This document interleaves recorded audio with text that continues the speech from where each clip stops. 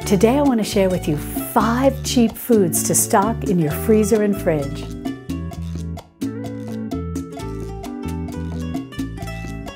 Hi sweet friends, I'm Mary and welcome to Mary's Nest, where I teach traditional cooking skills for making nutrient-dense foods like bone broth, ferment, sourdough, and more. So if you enjoy learning how to be a modern pioneer in the kitchen, consider subscribing to my channel and don't forget to click on the little notification bell below. That'll let you know every time I upload a new video. Now, as always, the first thing I want to say before we get started, if you open the description underneath this video, you'll see timestamps for everything I'm going to cover. So if at any point you want to jump ahead, the timestamps will make it very easy to do so. Now, as I shared in a previous video, many of you had asked me to shop at a Walmart instead of my local grocery store.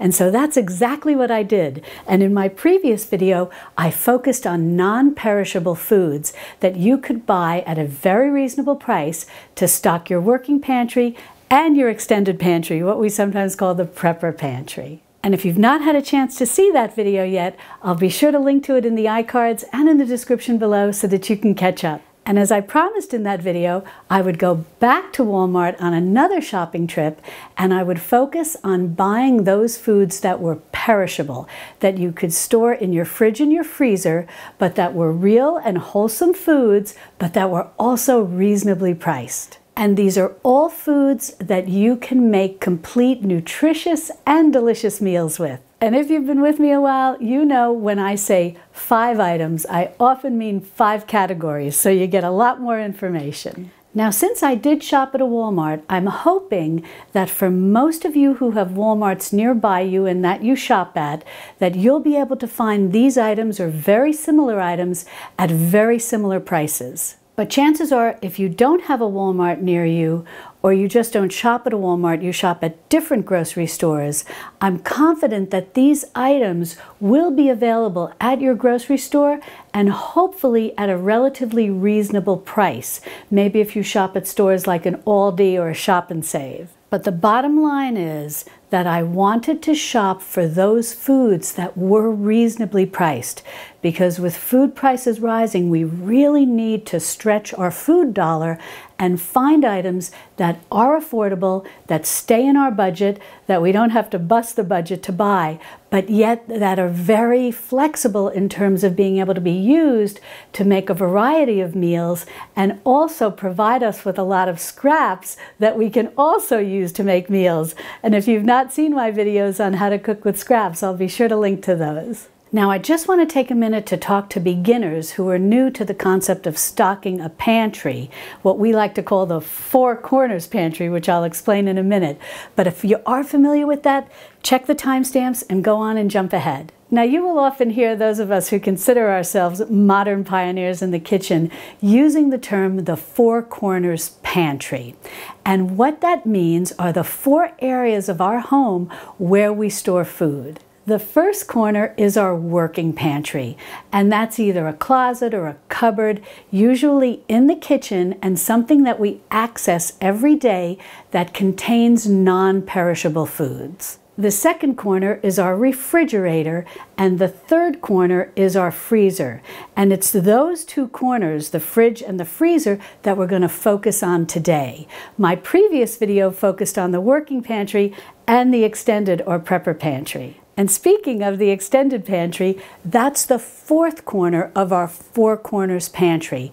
And that's where we store non-perishable foods that are our backups. Those are the foods we use to basically replenish our working pantry when our supplies begin to become low. And the reason we like to have an extended pantry or prepper pantry is because there are many times when we simply may not be able to buy backup food to refill our working pantry. We may be sick, we may find that prices have gone up and we have to limit what we can buy. We may be out of a job and our budget is exceptionally tight. There may be supply chain problems and food simply not available. There may be various things like we've been going through over the last few years.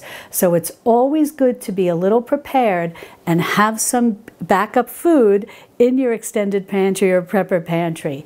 And you can have a week's worth of backup food, 2 weeks, 3 weeks, 6 weeks, whatever you want. And if this is a new concept to you, I have a whole playlist where I go over why you need an extended pantry or prepper pantry, how to stock it with real food, how to stock it with real food on $5 a week, how to store it properly. It's a whole host of videos, and I will be sure to link to those both in the iCards and in the description below, because that's a very important playlist if you are new to this concept of building an extended pantry or prepper pantry. But today we're going to focus on the fridge and the freezer, so let's get started. Now, whenever I go grocery shopping, I always try to buy the most real or wholesome foods I can find, and I try to really avoid processed foods, whether I'm buying non-perishable foods or perishable foods. Everything has to have a minimal amount of ingredients in it. Because as modern pioneers in the kitchen, as being traditional home cooks, we really want to limit bringing a lot of chemicals and preservatives into our kitchen. And we want to learn how to cook and how to make as much as we can homemade. Because when we learn how to cook and when we learn how to make as much as we can homemade, we feed ourselves, our family, our friends in a much more wholesome way. Plus, we save a lot more money because processed foods and prepackaged foods, all of those foods that are sort of in the middle of the grocery store, are often very expensive. Now, something I want you to keep in mind when you're shopping, I don't want you to be stressed and I don't want you to spend money outside of your budget. If you can buy organic and grass-fed and this, that, and the other thing, that's wonderful. But if you can't, don't worry about it. Buying whole, real foods is better than buying prepackaged foods or going to a fast food restaurant. So in the long run, you are better off. And then over time, as you start to make more things homemade, you can move monies around in your grocery budget that may over time allow you maybe to buy a better raised chicken or eggs from chickens that were pasture raised and so on and so forth. But if you're at the very beginning of your journey, transitioning from a processed foods kitchen to a traditional foods kitchen, don't rush and don't try to do everything at once and be perfect, because that's just going to set you up for failure. Do this little by little by little and stay in your budget. And in that vein, so to speak, we're going to start with talking about protein foods. Now, the protein foods I have here are chickens, some turkey sausage, and some eggs, and I'm going to go over all of the prices. Now, I do want to say I did not buy any red meat, and the reason is I found it to be very expensive. So during these times when food prices are rising significantly, and especially the cost of red meat is rising, I think we need to look for substitutions. I felt the beef, even at Walmart, and the pork, like pork chops and whatnot, were both expensive. So I kept moving through the grocery store and seeing what I could find that was more affordable. I also found that the frozen fish was very expensive, as well as the fresh fish. So again, I kept moving. I know that I can rely on my canned fish when the fresh or frozen fish is very expensive. And I also want to share with you that I have recipes showing you how to cook all of these various things, including the non-perishable items like canned fish. And I'll be sure to link to those playlists in the iCards and in the description below to help you know how to make meals using these basic wholesome ingredients. Now, I thought these chickens were a very good buy. They were 94 cents a pound, and they both weigh approximately 5 pounds each because the total price came out to exactly $10. So for $5 a chicken, you can't go wrong because you can roast this chicken. And again, I have videos showing you how to do all of this. You can roast this chicken, and then if you do have any leftovers, you can pull every little last bit of meat, chicken meat, off of the carcass, save that to use in a soup or maybe tacos, something like that, and then save the carcass, and with some vegetable scraps, you can make a chicken bone broth for basically pennies.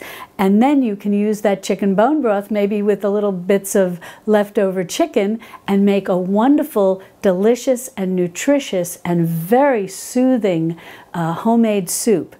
Because bone broth is very rich in gelatin and it's very soothing to our digestive tract. Next, I bought a dozen large eggs, and this was the Great Value brand. Great Value is Walmart's store brand. And I thought this was a very good price at $1.96. There's so many things you can do with eggs. You can cook them as is and serve them for breakfast, or cook them as is and serve them, as they say, breakfast for dinner. You can make a quiche. You can make a frittata. There's just a lot that you can do with eggs. So to have 12 large eggs for $1.96 can't be beat. And don't throw out your shells. Your shells are very rich in calcium, and you can throw those into your bone broth to add calcium to your bone broth when you're simmering it. And I've also known some folks will dry their egg shells. They'll wash them out and dry them and then grind them into a powder and use them as a calcium supplement. I find that fascinating. I've not tried that. I usually just throw them into my bone broth. I save them in my freezer with my scrap bag. But that's something to research and look into if it intrigues you. Next, I bought this turkey sausage. Now, this was a little more expensive. This was $2.98, but it is 1 pound. What I liked about this particular brand compared to some of your pork sausages was that it said all natural. Now I know all natural doesn't always have a meaning, and when you go to look at the ingredients you can say, wow, that doesn't sound too natural to me.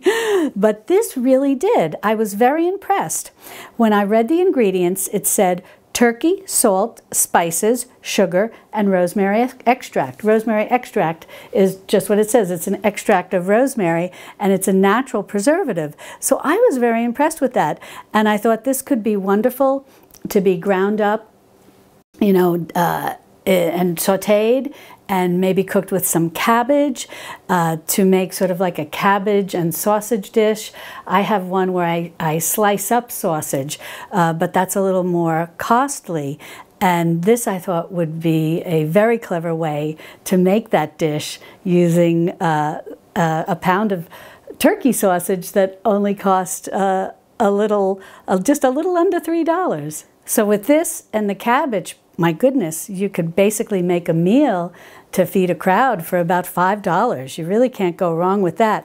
Plus, you can also just slice it up and cook it along with your eggs to have a nice breakfast of sausage patties and eggs. And if you make your homemade bread that I showed you how to do, which is a very easy recipe, you basically mix it up, let it rise, pop it in the oven.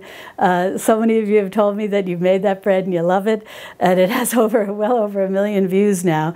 And so it's very popular, so you can always make your own bread, and that's a wonderful way to save money. So you've got your eggs, your sausage, and some homemade bread, and you're all set. The next item I want to talk about, or category, is dairy. Now, as we go through these items today, I just want to mention something that's very important.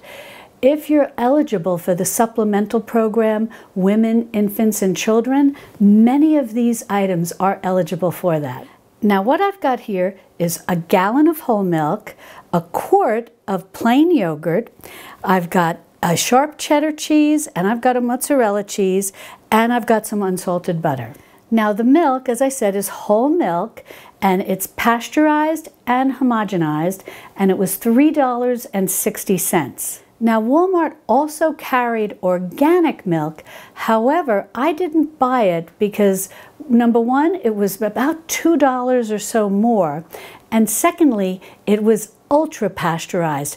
And I generally try to avoid buying dairy products that are ultra pasteurized. However, if you want to buy the organic ultra pasteurized milk, you certainly can.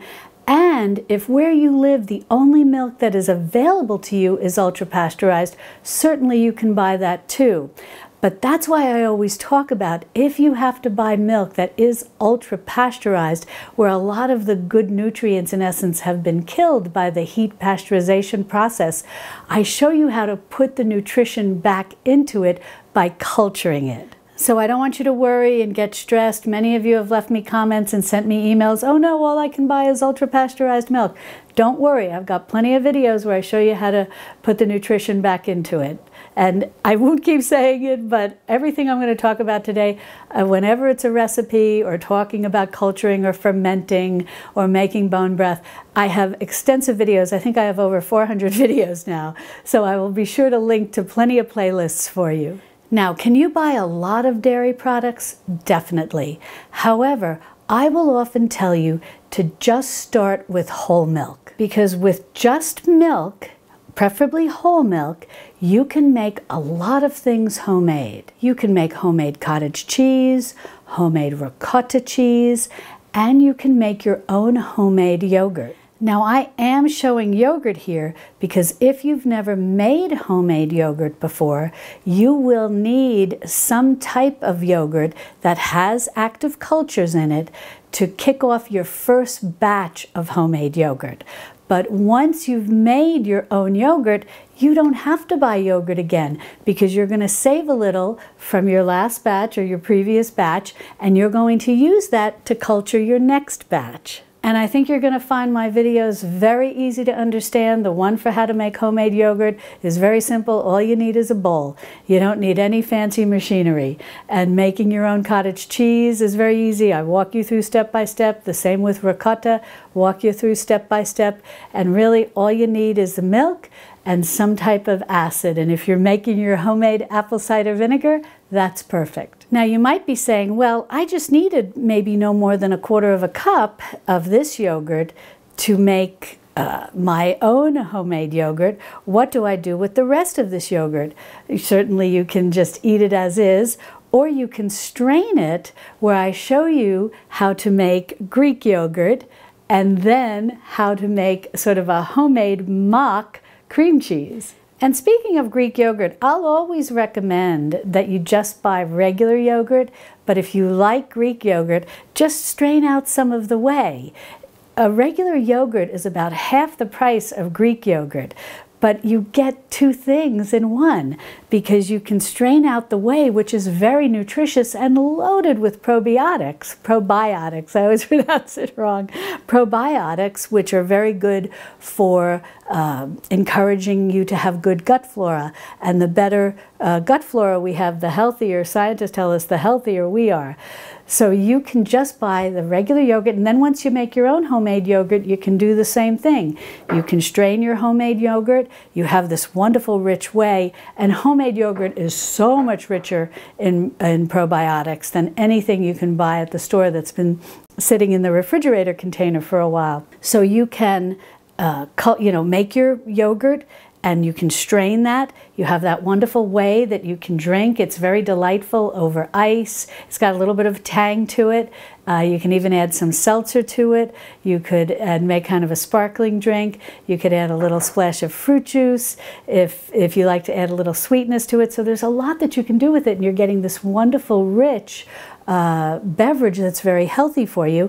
And then you have your Greek yogurt that you've basically made by straining off some of the whey. Or if you strain it even longer and then wrap it in a little bit of cheesecloth or a flour sack towel, as I show you in my video for making the mock cream cheese, and put it in your refrigerator for a few days where it really firms up into a block, it makes a wonderful homemade cream cheese.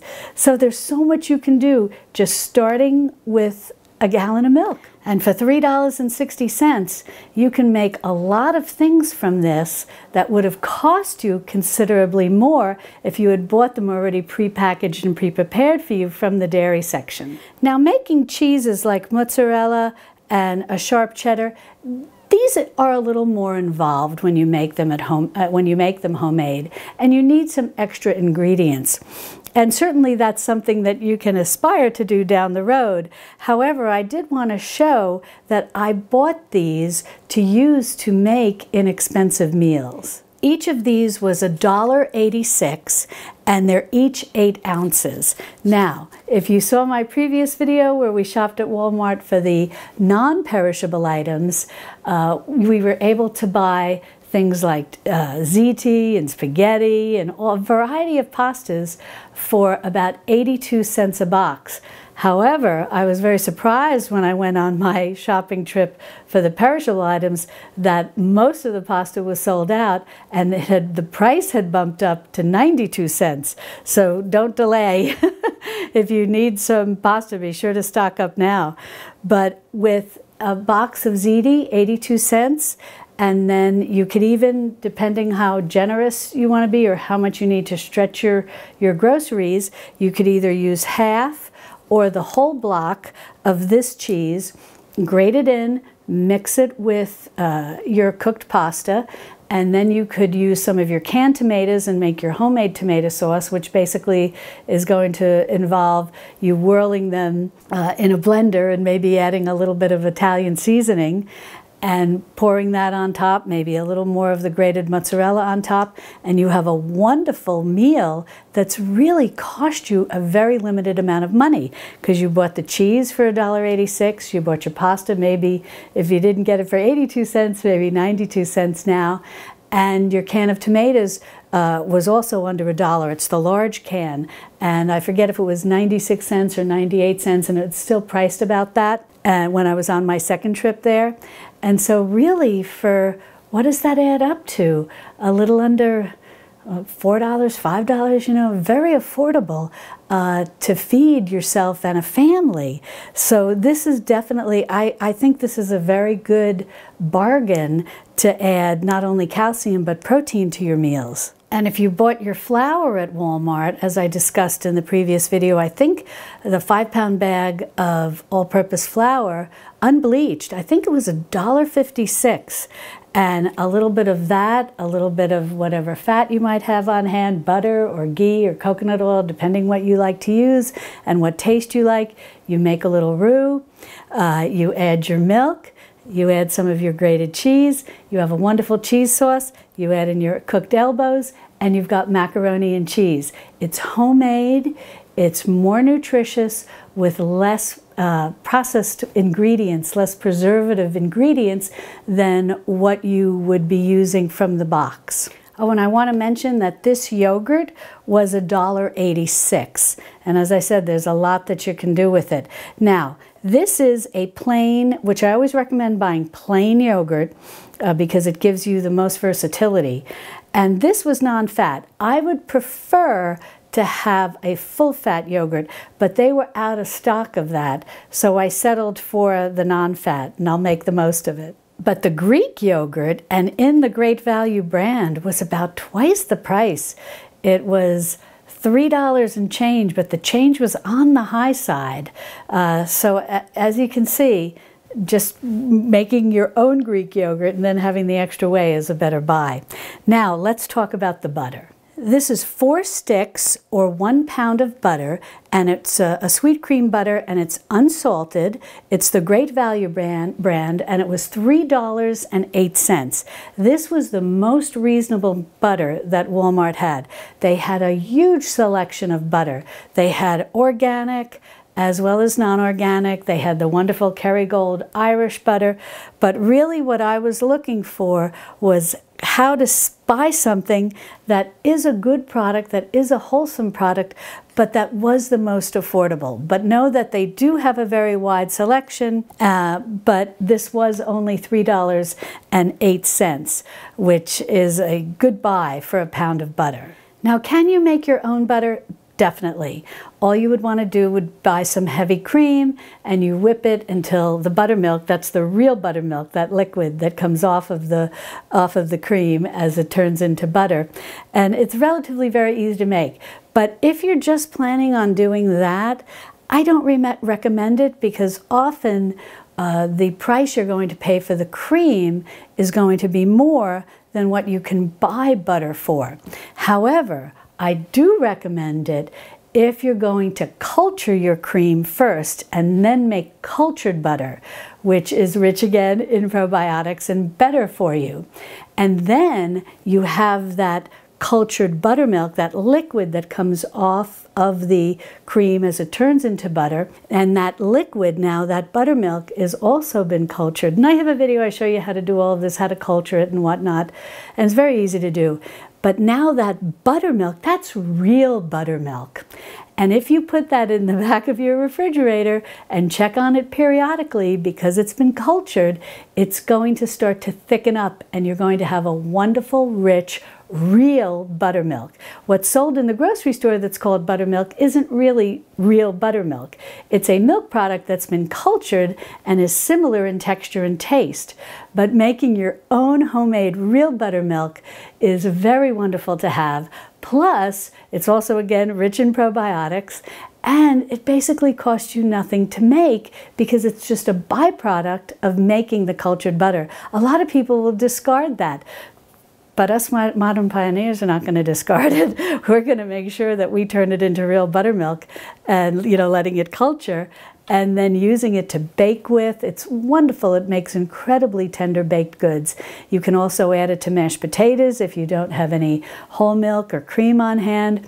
There's a lot of things you can do with real buttermilk, and you're also adding a lot more nutrition into your diet. Well, category 3 is fresh and frozen vegetables. And this is going to be a lot of fun to go through because I'm going to tell you how some of these can be regrown from scraps. Now, the first thing I want to talk about are the frozen vegetables. Now, each of these were only 84 cents, and they do come with a certain amount of convenience. But you want to keep in mind, this is just 12 ounces. You're not getting a full pound. But given that the corn has been shucked, and this has been all chopped up and cleaned for you, that definitely can be very helpful when you have those busy nights. And Walmart has a wide selection. I just bought the kale and the corn because those are things that I need.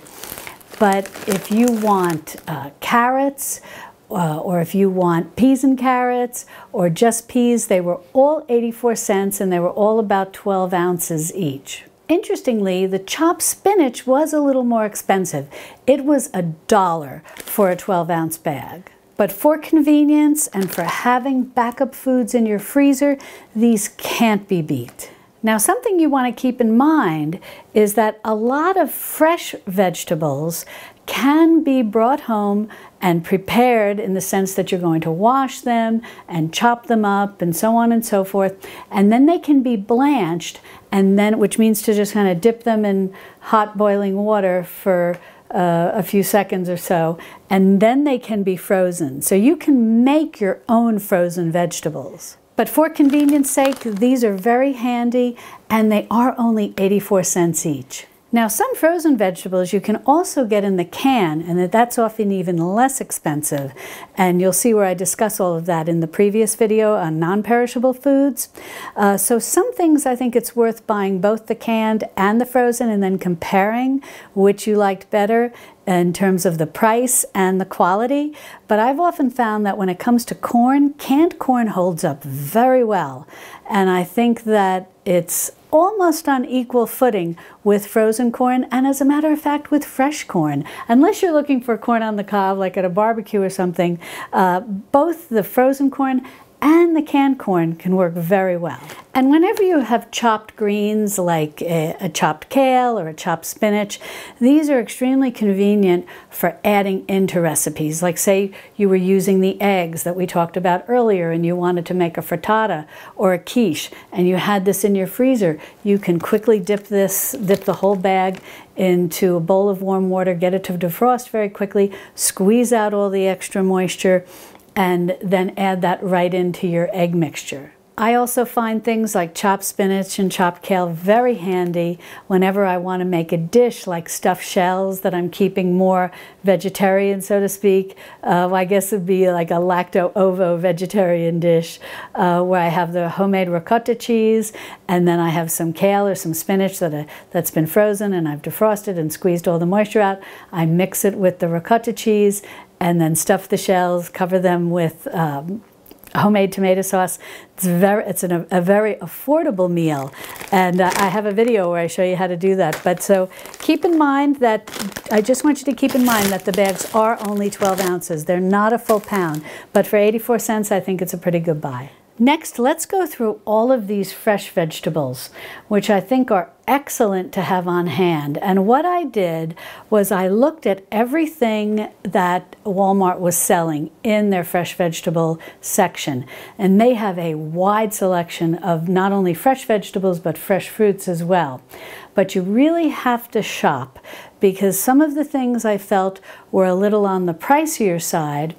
And so I really tried to think in terms of, okay, I've got a tight budget, prices are rising, monies like for gas and whatnot are kind of being siphoned off a little from the grocery budget. So what are the least expensive vegetables to buy that I can make the most out of? And the first that I got were the carrots. I always like to have fresh carrots on hand, and this is a 5-pound bag. And for 5 pounds of carrots, I paid $3.98, which I don't mind at all, because I'll serve the carrots as part of the meal, many meals, and I will peel them, and I'm going to save all the peelings in my scrap bag for when I go to make bone broth. And in addition to the peelings, when I cut off the little ends here, I can also add those to my scrap bag. Or if you've seen my video where I show you how to replant or plant vegetable scraps and grow different things, this is a possibility. You can just cut off, as you're cleaning up your carrots, you can just save this little stem piece here, and then you can plant this in some soil and you can grow carrot greens, and carrot greens are very nutritious. Now, some folks have told me they've actually grown carrots.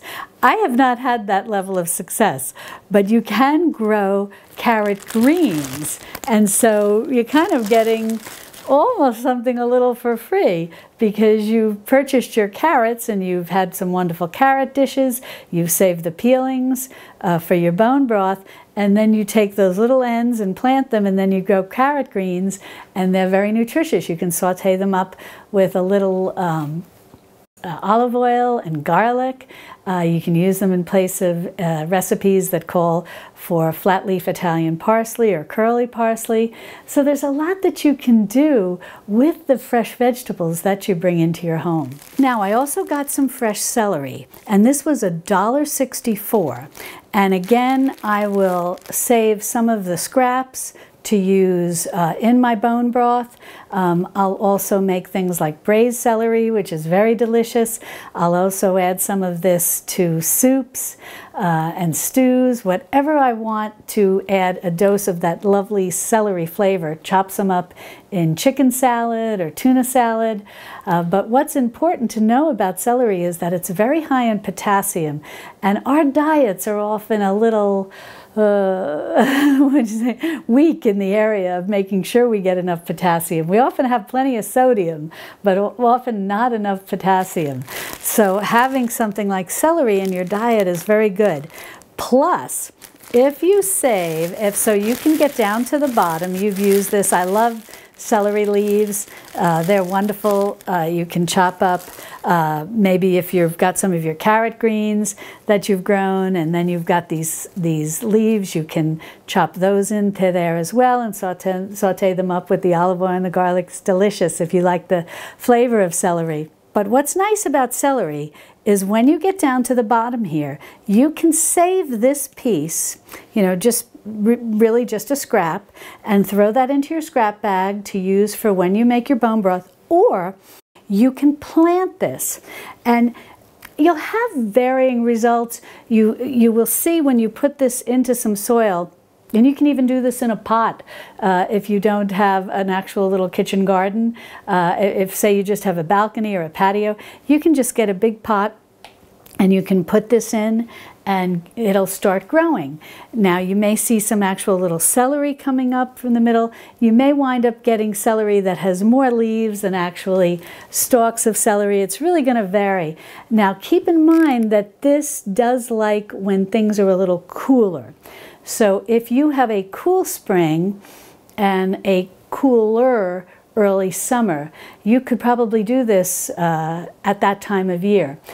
Here in Central Texas, where it gets hot pretty quickly, this is better off trying to grow it from a scrap in the fall, late summer into fall. And the other thing I want to mention is you have to be a little patient. And if you watch that video where I show you how to grow all of these different things from scraps, I go into a lot of detail, and I'll be sure to link to that. But you have to be a little patient because this can sometimes take maybe about 16 weeks to get it to where you need to be. Now this is a beautiful bunch of kale, and kale is very nutritious. And when I weighed this just to see what it weighed about a pound. And it was $1.18. They also had collard greens that also weighed about a pound and were $1.18. So I felt for a pound of fresh kale, that was a very good buy. This is very nutrient rich, a lot of vitamins and minerals. And you're going to want to use all of this. Do not throw out these stems. Cut these thin. You can use a peeler if you feel that this is a little tough on the outside, but I've really never found that to be a problem. But if you cut this up, slice it quite small, you could even quarter it, you could dice it, whatever you feel like doing. And saute this first before you put in the kale leaves, because they're going to cook very quickly. And you have a wonderful dish.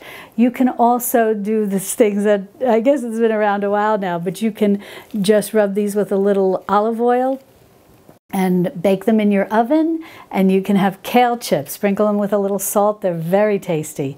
But I think sauteed up with some, you'll often hear me say olive oil and garlic. I am of Italian descent after all. But this can make a wonderful side dish, and one that's very nutritious. And, as I said, with olive oil, garlic, a little sea salt, little black pepper for extra spice if you want to add some red pepper flakes. It's a wonderful and easy to prepare side dish. Now this is flat leaf Italian parsley, and I paid 88 cents for this. And I will often buy flat leaf Italian parsley every week. I really like having this on hand. It's very nutritious and it has a lovely flavor. I'll often add this, I'll chop this up and add it to a fish stew or a fish soup. I enjoy doing that. I will often just chop some up and sprinkle it onto almost any soup that I'm making as a garnish to boost the color and make it look very appealing. But I'm adding nutrition to it. And keep in mind, I do not throw out these stems. I will chop these up. You can run them through if you have one of those little spice grinders or a blender. You can actually even put in this whole thing and make a wonderful green goddess dressing.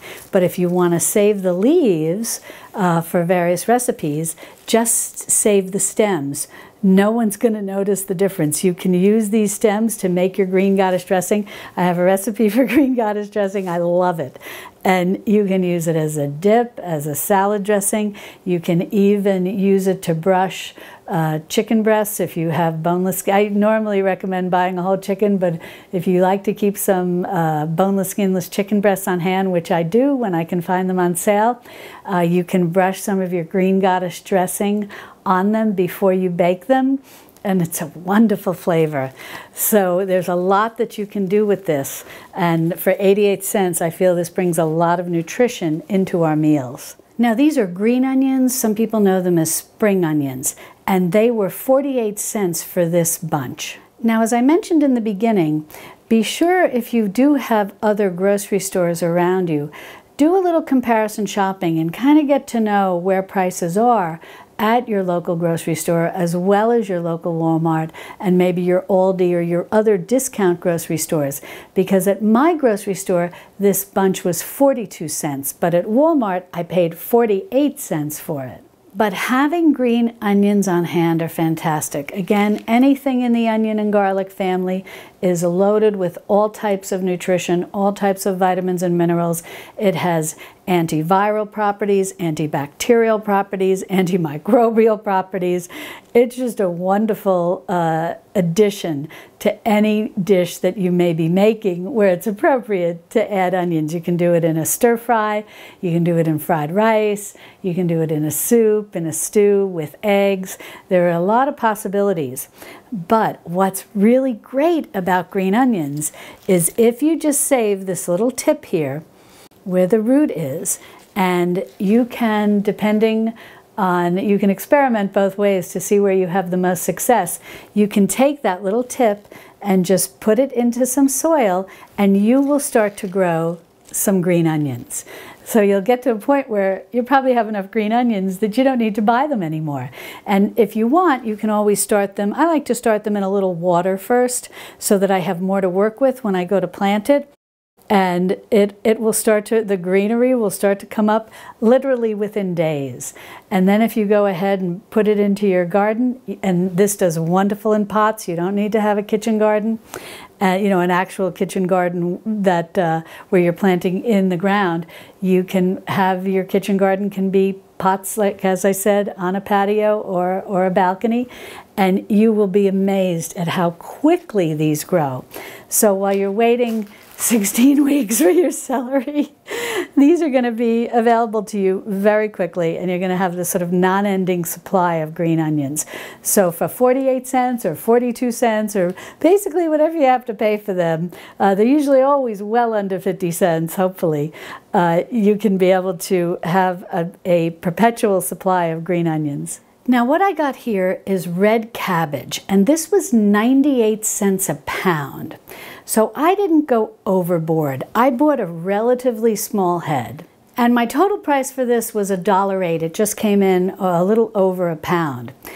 And what you can do with this is you can just cut this up definitely and serve it in a salad or a coleslaw, whatever you want. But what I prefer to do is ferment this. And you can make a savory coleslaw with this, or you can make a sweet red cabbage slaw that's fermented. And why do we want to ferment things? Because they're rich in probiotics. And we not only make them rich in probiotics, we also maximize a lot of the vitamins and minerals that are in them. When you ferment cabbage, you increase its vitamin C availability for us. So all the better for having as a condiment or a side dish that you make at the end of harvest season, and then you have this to last you through the winter to eat, to always be adding some vitamin C to your diet.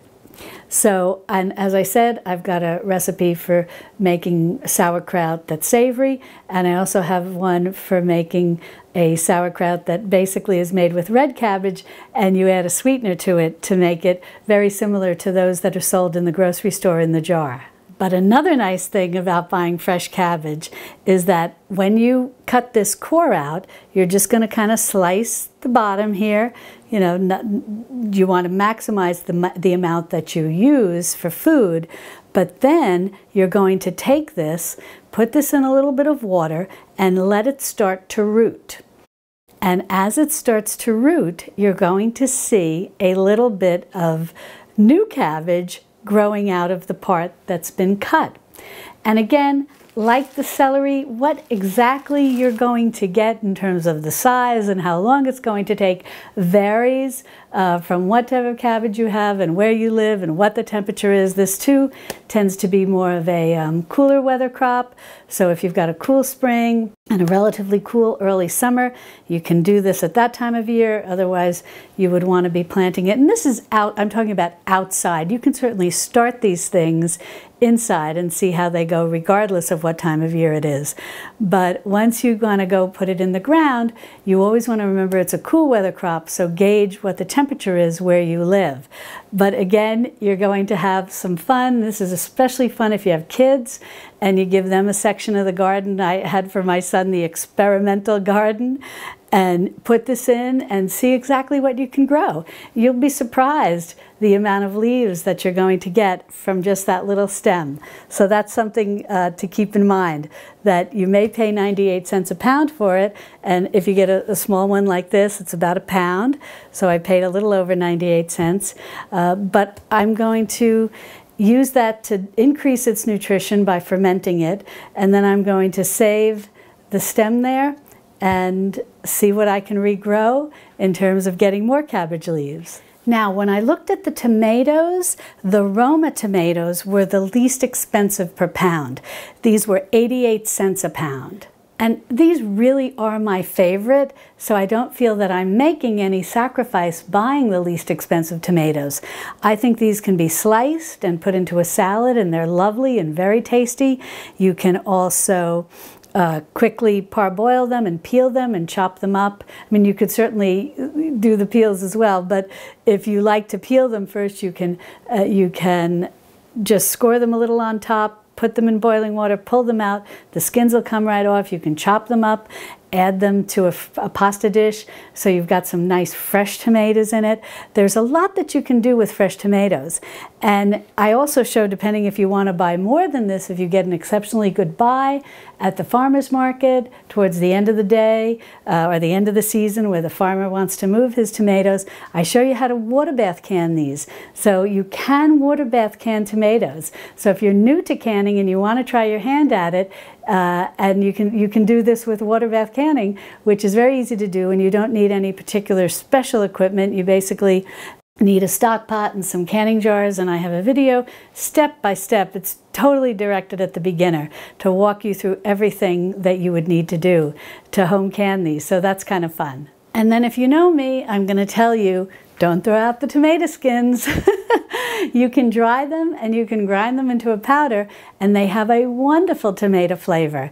And I also have a video where I show you how to do that. And I have 6 Roma tomatoes here, and these cost me 92 cents. They were 88 cents a pound, and I tried to keep most things that were kind of these loose things when I bought the vegetables as well as the fruits to about a pound to keep everything well within my food budget. But I was able to get 6 Romas, and it ran me 92 cents. So they're just a little bit over a pound. Next, I bought some jalapenos, fresh jalapenos. These are just wonderful. They have a nice spice to them. You can add them to a lot of different things. They're wonderful if you want to make a jalapeno cornbread, but you can also add them to soups and stews and eggs. Any mixture where you want to give a little kick of flavor. Wonderful for adding to things like queso. So definitely, if you like spice, jalapenos are a great thing to bring into your traditional foods kitchen. And these were only 98 cents a pound, and they are beautiful. I mean, look at how big they are. These are just beautiful jalapenos. And let's see, I have 3, 6, I have 8 jalapenos, and even these beautiful big large size ones, for a total of 8, I was actually under a pound, and I think I paid about 94 cents for all of these jalapenos, so definitely a good buy. Also, you can pickle these, you can ferment these, you can candy them, which is something they call here in Texas cowboy candy, and you can can these, you can home can these, you can water bath can them.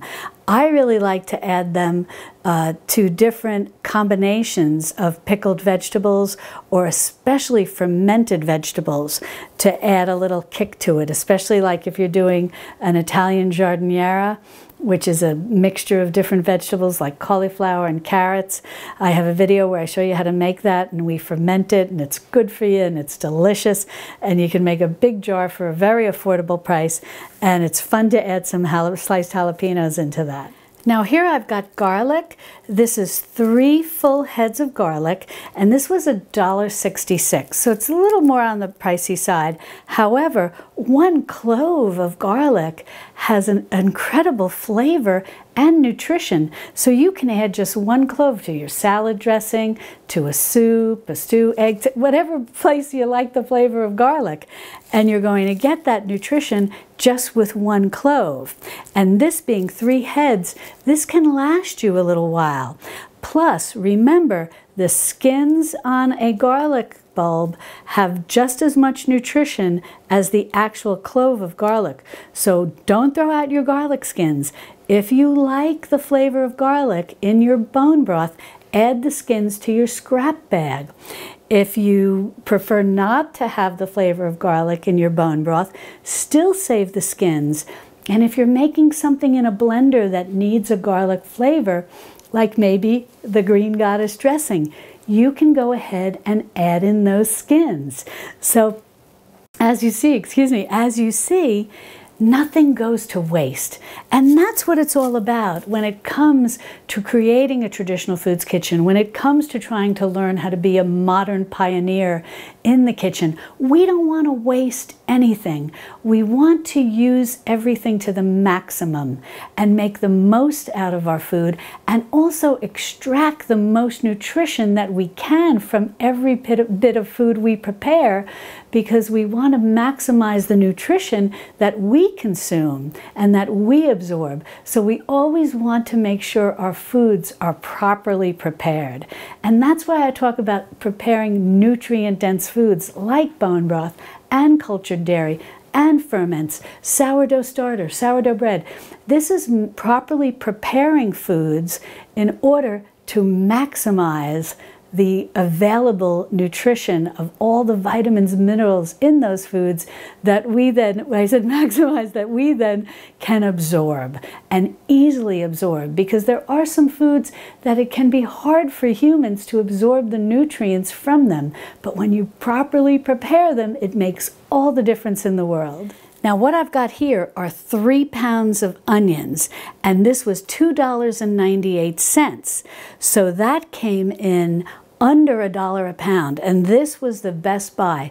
The freestanding onions, where you would just take one onion, put them into a plastic bag, all of the onions at Walmart were over $1 a pound. So I was very happy to find this bag of 3 pounds for just $2.98. Now, again, like with the garlic, do not throw out any of your onion scraps. Don't throw out those onion skins. Put them in your scrap bag for your bone broth if you like to have onion flavor, which I do in my bone broth. I always like to save my onion skins. And as I said, just like the garlic, the onion skins carry the same amount of nutrition as your onions. Again, antibacterial properties, antimicrobial properties, antiviral properties, all the things we really need to be eating to help boost our immunity to fight off any viruses or illness or bacterial infections that may come our way. And for me personally, in my traditional foods kitchen, onions, carrots, and celery are such a backbone of my cooking. I use all 3 of these almost every day in one form or another. And of course, garlic too. Well, category 4 is tubers, otherwise known as potatoes. Now what I've got here is a 5-pound bag of yellow potatoes. They're often sold under the brand name Yukon Gold, and they were $4 for 5 pounds. And these were actually the least expensive potatoes that I found at Walmart. And I was very happy that they were the yellow potatoes, because I find these are very versatile. You can cube these up and saute them in a frying pan, a cast iron frying pan, maybe with a little bacon grease, and have them as a side dish at dinner or breakfast. Everybody loves fried potatoes. And you can also peel them, and then you can make mashed potatoes with them. They make wonderful mashed potatoes, or you can even bake them, and they make a nice baked potato. So they're so versatile, you can do so much with them. And they also work very well when you're adding them to some type of as an ingredient to some type of other dish. They work very well in soups. They work very well in stews. They work very well if, say, you're making one of those quiches or frittatas that we talked about earlier with the eggs, and you want to add in some cubed potatoes along with your greens. You're adding a lot of good nutrition, and you're making a full meal. These yellow potatoes contain calcium, iron, potassium, again, something that it's always wonderful to make sure we're getting enough potassium to balance our sodium into our diets. They also contain vitamin C and vitamin B6.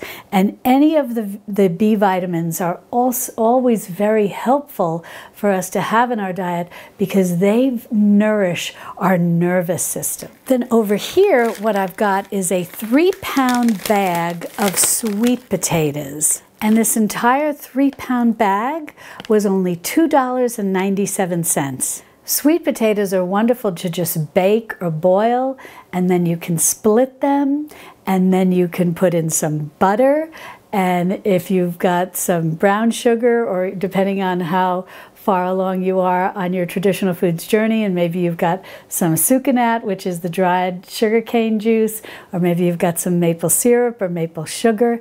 That's wonderful to put into your sweet potato.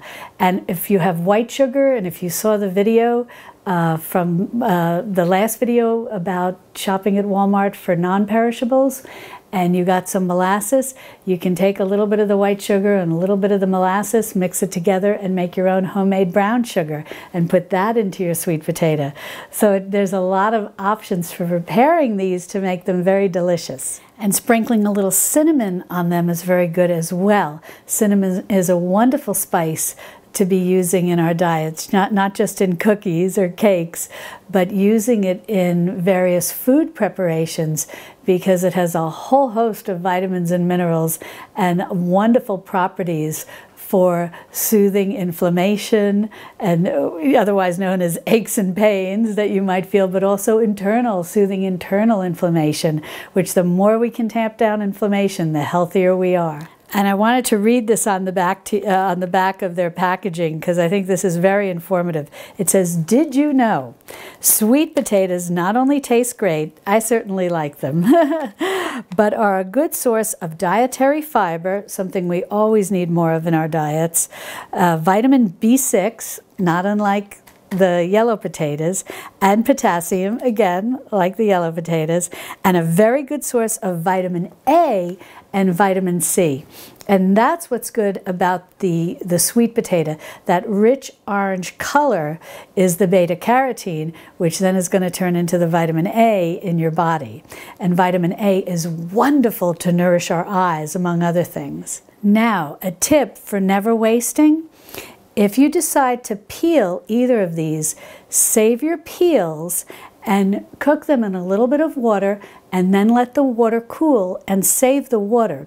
Because if you are making a sourdough starter, you'll be adding flour and water, each day to feed it and keep it going. And like the pioneers, they would often use potato water to feed their starter, because potato water is very high in starch.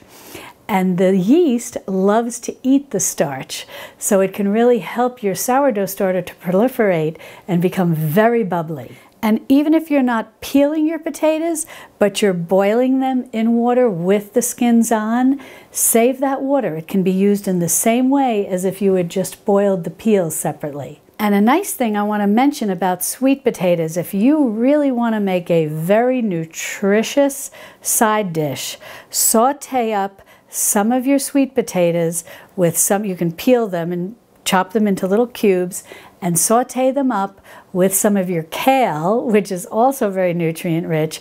You can use a little olive oil, you can use a little butter, whatever type of fat you like to cook with. And if you like garlic, you can add in a little bit of chopped garlic. You could add some chopped onions. There's a lot of different things you can do, and that's making a very nutrient rich side dish. Now, I am talking about the fridge and the freezer, and I will generally store a lot of my tubers in the refrigerator because I live in a relatively warm climate. But if you live in a cooler climate, or if you're even really lucky to have a root cellar or a garage that stays very cool, these don't need to be refrigerated, and they should last quite long. Category 5 is fruit. Now let's talk about the strawberries first. These are fresh strawberries, and they are a pound, 16 ounces, and these are frozen strawberries, and these are also a pound, 16 ounces. The frozen strawberries were $2.24, and the fresh strawberries were $2.48. The frozen strawberries are nice to have on hand for convenience. These can be used in various baking recipes. They can be used in making other dessert recipes like homemade ice cream, or if you're doing a strawberry shortcake, it's kind of nice to have these because you don't have to worry about macerating the fresh strawberries. When they defrost, they're already a little on the mushy and syrupy side, and so that's nice, and they're nice to have. However, I don't mind paying a little more for fresh strawberries. And as they're coming into season and stay in season, often the price will even go down a little. But these are wonderful to slice and put on cereal or oatmeal, whatever you like having for breakfast. They also can be just lovely having as a side with eggs. But what I really like is that you can save the little tops that you remove. So you've got a little bit of tiny little bit of fruit on there and then the greenery, and then you can use those strawberry scraps. You know I was going to tell you some way to use those scraps. You can use those strawberry scraps to make homemade fruit scrap vinegar. And I really like homemade fruit scrap vinegar made from strawberry scraps. It's a lovely color. It takes on a nice pinky colored hue, and it has a wonderful flavor. So definitely, if you find that there are fresh strawberries and that they are in your budget, they are $2.48, but you are getting a pound and you get the benefits and the nutrition of eating fresh fruit, but then you also have the scraps to make some homemade vinegar. Now, this pineapple was $1.63, and although I will buy canned pineapple and frozen pineapple, when pineapples are in season and they're affordably priced, there is something that's very nice about eating fresh pineapple. And I like having the core and chopping that up in a small way to make it easy to chew, because the core is very rich in, and excuse my pronunciation, is it bromelain or bromelain? And that's very good as an anti-inflammatory to help with various external aches and pains that you might have. It also makes a wonderful digestive aid, and it also makes, if you grind it up with a little bit of water, it makes a wonderful meat tenderizer. So a fresh pineapple offers a lot of benefits. And then when you cut all of this outside off, you can use this to make homemade fruit scrap vinegar, in this case pineapple vinegar, which is also a very pretty yellow color and a very tasty homemade vinegar. And I have a video where I show you how to make homemade fruit scrap vinegar. It's very easy to make. Basically, you just put some water and maybe a little extra sugar in a half-gallon size jar. You stir it every day. You let it be exposed to the air. You can just put a little cheesecloth cover or a coffee filter cover over it. And in 30 days, you strain it and you have a wonderful vinegar. So, but if you want to see that video, I'll be sure to link to it. A lot of people are very interested in making homemade vinegar, and it's very easy to do. I walk you through step by step, and so hopefully that'll be helpful if you're new to it. And also, if you want to have a little fun, when you cut off the top of this, you can try to replant this and see if you can grow a pineapple. A number of people have told me they have had success doing that, and I think that's a lot of fun. And I think this is a great project, especially when you have children. So for $1.63, you can really get a lot out of this. Now what I've got over here are Gala apples, and these were $1.46 a pound, $1.46 a pound. These were the least expensive apples that were available at Walmart. And when it comes to apples, I'm really not very picky, so I was really just going for price. And these, all three of these, were a little over a pound, and so for the three of them, it came up to $1.74. But other than just washing and eating the apple whole, there's a lot that you can do with apples. If you peel them and you remove the core, you can save those scraps, and like with the other fruits, you can make your own homemade vinegar. And you can make a fruit scrap vinegar that is in essence similar to an apple cider vinegar. And what's nice about making all of these, using all of these fruit scraps to make homemade vinegar, is that they're raw. So again, what does that mean? You're going to have the mother that they call, that sort of, oh, how can you describe it? It looks like almost like a little bit of sludge in the liquid, but that's really good. That's the mother, and it's very rich in probiotics. And we know now they're very good for our bodies, very good for our digestive system. And then once you peel them and core them, there's a lot that you can do with the apples. You can make desserts. I love apples, and you can even serve this as a side dish, where you just mix them maybe with a little brown sugar or a little sucanat or a little maple syrup, and you just cook them until they're I don't like to cook them till they're mushy. I like it when they're a little al dente. And then you just have this wonderful little apple dish. So it's got a little bit of sweetness, a little bit of tang, sort of like an apple pie filling. So that can be very lovely to enjoy. You can chop them up, add them to a fruit salad. There's a lot of different things that any of these fruits can be used in terms of when it comes to preparing recipes, because they can be used in baking. You can put apples into muffins. That's wonderful. Make a nice cinnamon apple muffin. You can puree this and cook this and make a homemade applesauce.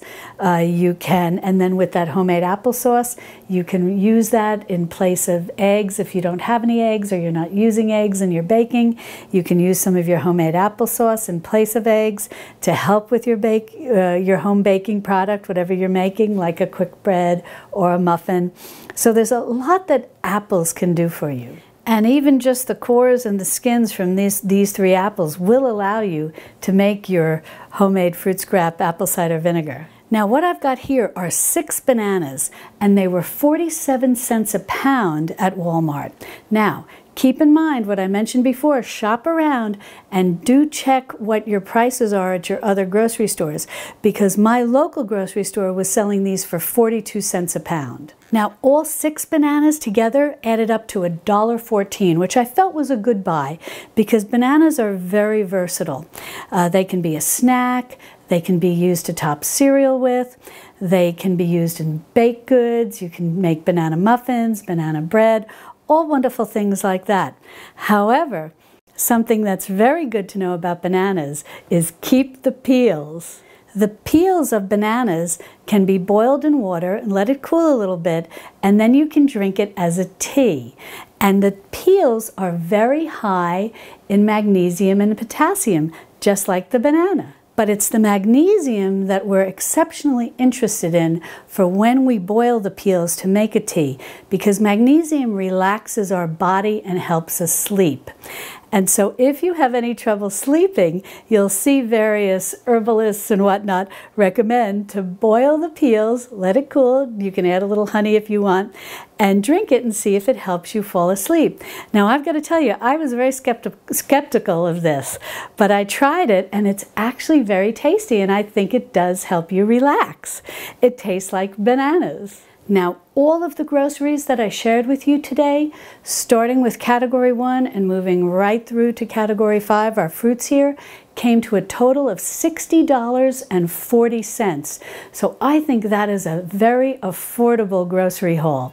Now, if you'd like more information about how to shop at Walmart for non-perishable foods and to do it on a very limited budget, be sure to click on this video over here, and I'll see you over there in my Texas Hill Country Kitchen. Love and God bless.